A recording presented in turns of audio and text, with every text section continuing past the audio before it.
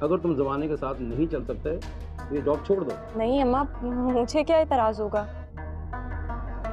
تو اماں آپ کہیں پر جا رہی ہیں؟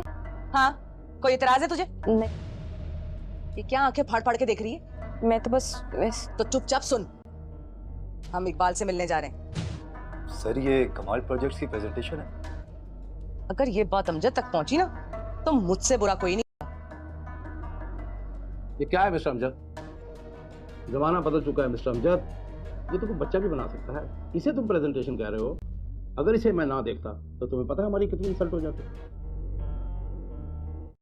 نصیبوں والی میں طاہرہ تو امید سے ہو جاتی ہے. امجد اور طاہرہ بہت زیادہ خوش ہوتے ہیں کیونکہ ان کے گھر میں ایک نیا مہمان آنے والا ہوتا ہے.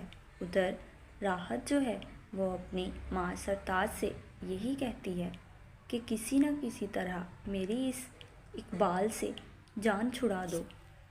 تو جو سرتاج ہے وہ اپنی بیٹی راحت سے یہی کہتی ہے ٹھیک ہے تم کل اقبال سے ملنے جاؤ گی اور میں تمہارے ساتھ جاؤں گی. وہاں پر راحت کہتی ہے کہ امی آپ کیا کریں گی وہاں پر؟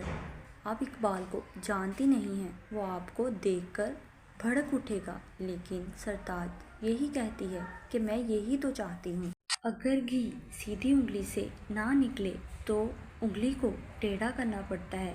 اس کے بعد دوسرے دن سرتاج اور راحت تیار ہو کر اقبال سے ملنے جاتی ہیں اور طاہرہ کمرے سے نکلے گی اور ان سے پوچھے گی کہ آپ کہاں جا رہی ہیں. اس پر سرتاج طاہرہ کو غصے سے کہے گی ہاں تمہیں کوئی اعتراض ہے؟ تو یہاں پر طاہرہ کہے گی کہ نہیں امی کوئی اعتراض تو نہیں ہے، میں تو آپ سے ویسے ہی پوچھ رہی تھی. یہاں پر سرتاج طاہرہ کو بتائے گی اور اس سے کہے گی کہ چپ چاپ میری بات سنو، ہم اقبال سے ملنے جا رہی ہیں اور یہ کیا تم آنکھیں پھاڑ پھاڑ کے مجھے دیکھ رہی ہو؟ اور اگر یہ بات امجد تک پہنچی نا تو مجھ سے برا کوئی نہیں ہوگا. اب دیکھنا یہ ہے کہ جب سرتاج اور راحت جائیں گی اقبال سے ملنے تو سرتاج اقبال کا کیا حشر کرتی ہے اور کس طریقے سے اپنی بیٹی کی جان چھڑاتی ہے اقبال سے، کیونکہ اقبال کے پاس راحت کی تصاویر اور ویڈیوز ہوتی ہیں اور اقبال جو ہے وہ راحت کو بلیک میل کرتا رہتا ہے اور یہی کہتا رہتا ہے کہ میں تمہاری یہ تصاویر اور ویڈیوز سوشل میڈیا پر ڈال دوں گا.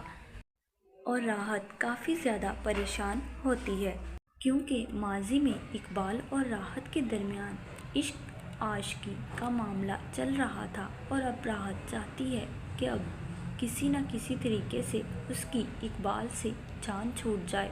اور سرتاج اب چاہتی ہے کہ مجھے اپنی بیٹی راحت کی ہر صورت میں اب شادی کرنا ہوگی اور اس کی اقبال سے جان چھڑانی ہوگی.